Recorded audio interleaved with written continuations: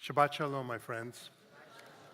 I don't know how many of you have ever been involved in any kind of a building project, but if you have, you know that it can be quite a chore. It could be something as simple as a slight refurbishing of a restroom in your home, or a larger project, but it can be time-consuming and at times emotionally challenging. You remember the first building project that God gives? It's to Noah, and Noah builds the ark. But the first building project for us as a people takes place much later. It's the Mishkan, the tabernacle, a portable sanctuary. After we're freed from slavery and the Egyptians and Pharaoh are destroyed at the Red Sea, we receive the Ten Commandments, and the Israelites spend the next years traveling through the desert on their way to the Promised Land. And starting with last week's Torah portion, Trumah, much of the focus of the book of Exodus is mostly about one thing: the building of this Mishkan, this portable sanctuary that we can take with us. God says, "Let them make me a sanctuary that I may dwell among them." And a lot of people point out that it says that God wants to dwell among us, not in the sanctuary, but among us, among the people, that while we can't see God, God is ever present.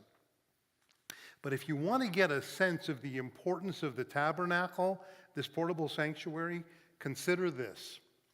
There are more chapters and more text devoted to the building of the sanctuary and how it's supposed to function than any other subject in the entire Torah. And the details are extraordinary. For example, we're given instructions on the materials, on the dimensions, on the contents. I'll give you just a taste. I wrote it down. This is what the Torah says about the ark that's supposed to be in the sanctuary. The ark should be of acacia wood, 2.5 cubits in length, 1.5 cubits in width, and 1.5 cubits in height. Cover it with pure gold. There are instructions about the table that I believe was used to bake the bread, its height, its width, even the size of the molding. And then there's instructions on how the menorah is to be made. And the curtains, the Torah says, "You shall make the tabernacle of 10 curtains, twisted linen with turquoise, purple, and scarlet wool. With a woven design of cherubim shall you make them.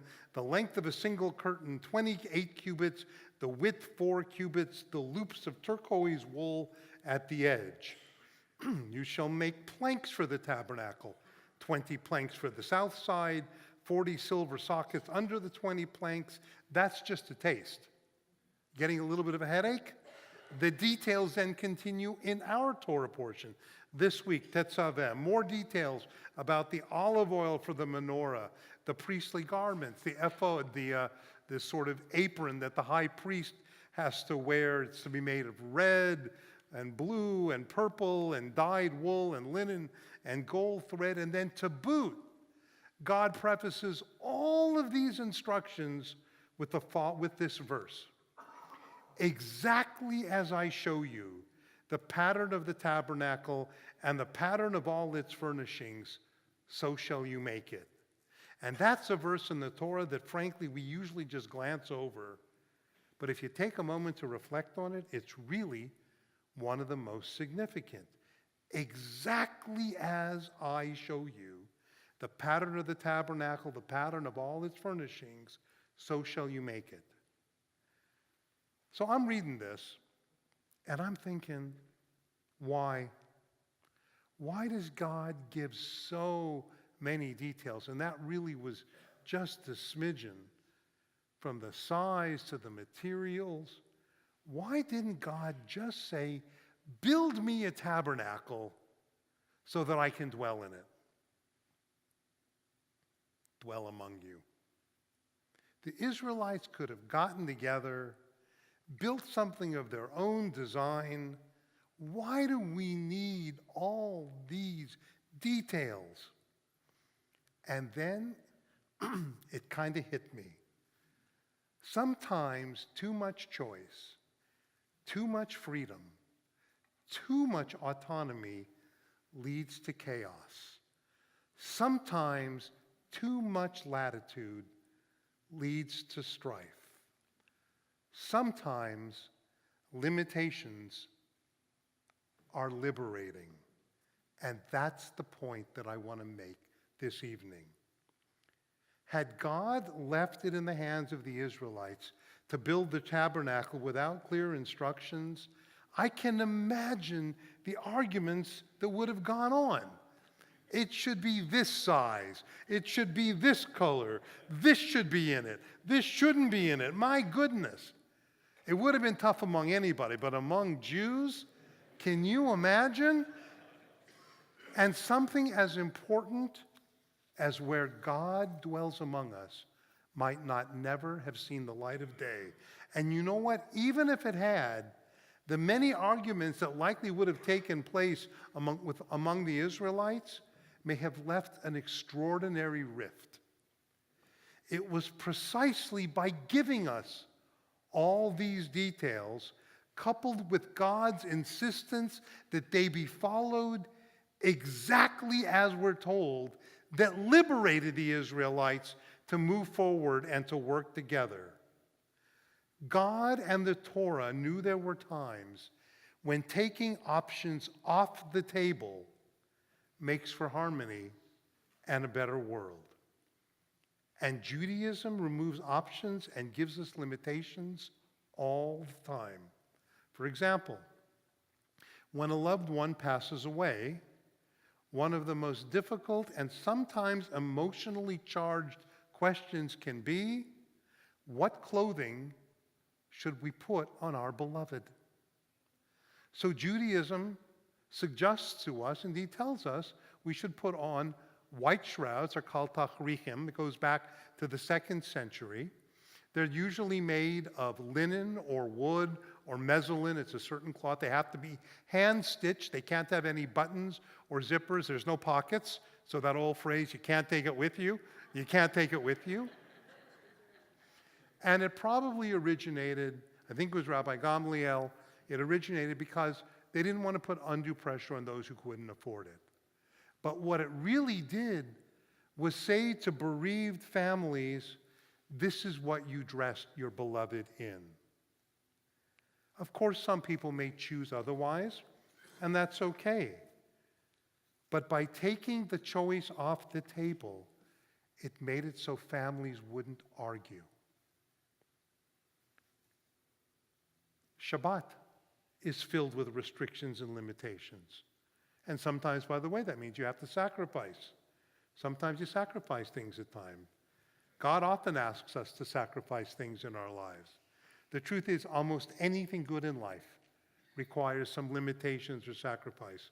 On Shabbat, you might choose not to go shopping, or you might not go to the movies. Instead, you spend your time with others who do the same because you're liberated to spend time at Shabbat services or leisurely at a Shabbat dinner table. Sometimes I hear from Jews, I don't like all the restrictions. I don't like the limitations in Judaism. Yet who do you think is more liberated? The person who cannot stop working, cannot step away from a project, can't stop smoking, can't stop texting, or the person who says it's Shabbat and for 25 hours I will choose not to do those things and instead spends that day both spiritually and intellectually recharging, having a leisurely Shabbat time with his or her community? Who do you think will likely become a deeper and more fulfilled person?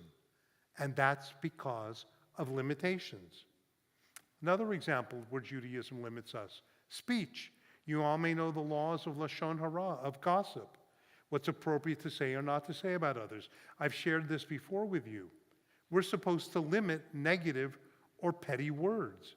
And in doing so, we liberate ourselves to speak about substantive or elevated issues.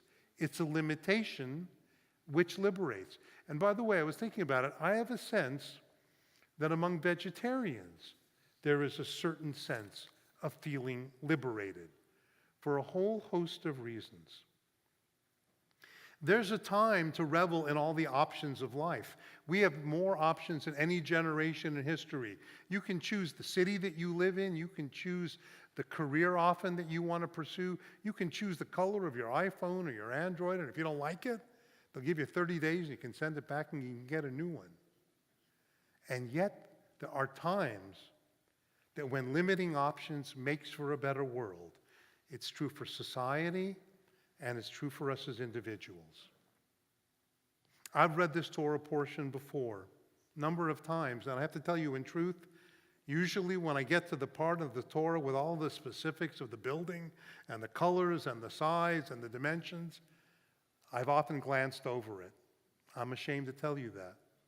And it wasn't until about 2 weeks ago when I was beginning to study this week's Parsha that I asked myself the bigger question.